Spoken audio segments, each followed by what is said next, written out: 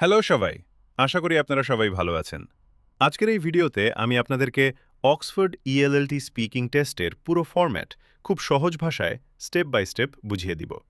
এই ভিডিওটি বিশেষ করে তাদের জন্য যারা ইউকে ইউনিভার্সিটি অ্যাডমিশন বা ইএলএলটি এক্সামের প্রস্তুতি নিচ্ছেন, তাই ভিডিওটি শেষ পর্যন্ত দেখবেন। অক্সফোর্ড ইএলএলটি স্পিকিং টেস্ট সাধারণত ২০ থেকে ২৫ মিনিট সময় নেয়। এই স্পিকিং টেস্টটি মোট ৪টি পার্টে ভাগ করা থাকে। পরীক্ষার প্রতিটি ধাপে এক্সামিনার আপনার রুম এবং আশপাশ চেক করবেন। এখন আমরা একে একে প্রতিটি পার্ট বিস্তারিতভাবে দেখব। Important advice before the test. IELTS speaking test শুরু করার আগে আমি আপনাদেরকে কিছু খুব গুরুত্বপূর্ণ অ্যাডভাইস দিতে চাই। এই বিষয়গুলো ঠিকভাবে ফলো করলে অনেক আননেসেসারি প্রবলেম এড়ানো যায়। প্রথম অ্যাডভাইস, সবসময় ওয়্যার্ড ইয়ারফোন ব্যবহার করবেন। ব্লুটুথ, এয়ারবাড, নেকব্যান্ড না। বড় হেডফোনস ব্যবহার করবেন না, যেগুলো পুরো কান ঢেকে ফেলে, কারণ পরীক্ষক আপনার কান পরিষ্কারভাবে দেখতে চান। দ্বিতীয় অ্যাডভাইস, আপনার পাসপোর্ট অবশ্যই কাছে রাখবেন। স্পিকিং টেস্ট শুরু হওয়ার আগেই পাসপোর্ট চেক করা হবে। পাসপোর্ট না থাকলে টেস্ট শুরুই হবে না।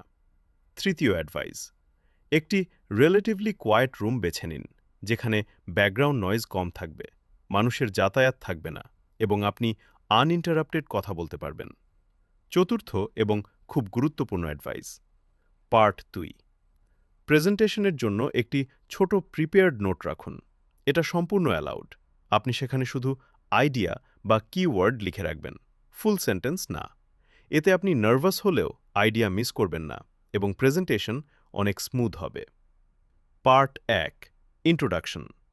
পার্ট ১-এর সময় সাধারণত ৩ থেকে ৫ মিনিট। এই অংশে পরীক্ষক আপনার সাথে খুব সাধারণ প্রশ্ন করবেন। প্রথমেই যা হবে পাসপোর্ট চেক এবং রুম চেক।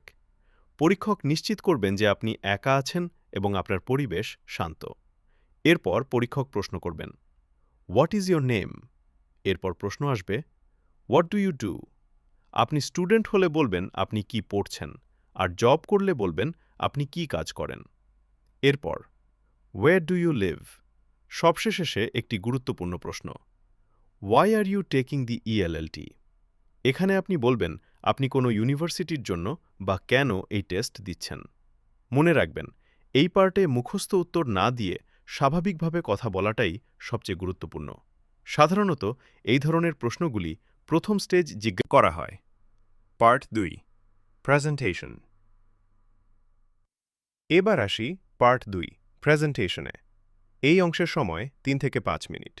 আপনাকে কমপক্ষে ৩ মিনিট কথা বলতে হবে, কিন্তু ৫ মিনিটের বেশি নয়। এখানে আপনাকে একটি টপিক দেওয়া হবে এবং সেই টপিকের উপর আপনাকে একটি শর্ট প্রেজেন্টেশন দিতে হবে। প্রেজেন্টেশন দেওয়ার সময় ৪টি জিনিস খুব গুরুত্বপূর্ণ। প্রথমত, আপনার প্রেজেন্টেশনের একটি ক্লিয়ার স্ট্রাকচার থাকতে হবে। দ্বিতীয়ত, অনেক আইডিয়া বলার চেয়ে আইডিয়া এক্সপ্লেইন করা বেশি গুরুত্বপূর্ণ। তৃতীয়ত, আপনাকে অবশ্যই ২টি পজিটিভ আইডিয়া এবং ২টি নেগেটিভ আইডিয়া বলতে হবে। চতুর্থত, প্রতিটি আইডিয়া বোঝানোর জন্য রিয়েল লাইফ এক্সাম্পল ব্যবহার করবেন। পরীক্ষক এখানে দেখতে চান আপনি কতটা পরিষ্কারভাবে আপনার আইডিয়া ডেভেলপ করতে পারেন। শুধু আইডিয়াস তুলে ধরার চেয়ে বরং আইডিয়াগুলো ব্যাখ্যা করা গুরুত্বপূর্ণ। তারা আইডিয়াজ এক্সপ্লেনেশন চাই। পার্ট ৩, এসে বেসড কোয়েশ্চেন্স এবং অ্যান্সার্স। এখন আসি সবচেয়ে গুরুত্বপূর্ণ অংশে, পার্ট ৩, এসে বেসড কোয়েশ্চেন্স। এই পার্টের সময় ৫ থেকে ৭ মিনিট। এই অংশে পরীক্ষক আপনার রাইটিং টেস্টে লেখা এসে নিয়ে প্রশ্ন করবেন। প্রথম প্রশ্ন সাধারণত হয়, what was the topic of your এসে? আপনি সংক্ষেপে এসে এর টপিক বলবেন। এরপর প্রশ্ন আসতে পারে, what are the benefits of this topic? এখানে এসে এর পজিটিভ সাইড এক্সপ্লেইন করবেন। তারপর, what are the problems or drawbacks? এখানে নেগেটিভ সাইড ব্যাখ্যা করবেন। পরীক্ষক আরও প্রশ্ন করতে পারেন, আপনি যে এক্সাম্পল ব্যবহার করেছেন সেটা নিয়ে, অথবা আপনি যে ভোকাবুলারি বা ফ্রেজ ব্যবহার করেছেন সেটার অর্থ নিয়ে। খুব গুরুত্বপূর্ণ কথা, এসেতে কঠিন শব্দ ব্যবহার করলে তার অর্থ অবশ্যই জানা থাকতে হবে। যদি আপনি এই অংশের কোনো প্রশ্নের উত্তর দিতে না পারেন, তাহলে এক্সামিনার সন্দেহ করবেন যে আপনি আপনার এসে রাইটিংয়ে চিটিং করেছেন এবং এই কারণে তারা আপনার ফলাফল উইথহেল্ড রাখতে পারে এবং প্রকাশ নাও করতে পারে। এবার শেষ অংশ, পার্ট 4, ইমেজ ডিসকাশন। এই পার্টের সময়ও 5 থেকে 7 মিনিট। এখানে পরীক্ষক আপনাকে একটি ছবি দেখাবেন।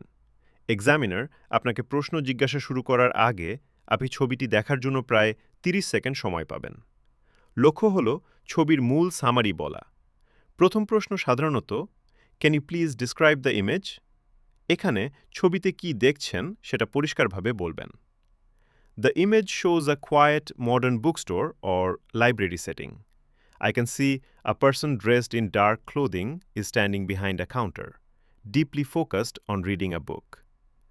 Behind them, tall black bookshelves are neatly arranged and filled with colorful books, creating a strong visual contrast. On the counter, there is a laptop, along with a few small items, suggesting a workspace or checkout desk. Soft lighting and the orderly arrangement of books give the space a calm, intellectual, and professional atmosphere. এরপর কিছু opinion based or experience based প্রশ্ন আসবে, যেমন Do you often visit a library? Do you think libraries are important for us? Do you think libraries may become obsolete in the future because of technology? When was the last time you visited a library? Are libraries in your countries like this? এখানে শুধু ছবি না, আপনার নিজের মতামত ও অভিজ্ঞতা যোগ করা খুব জরুরি।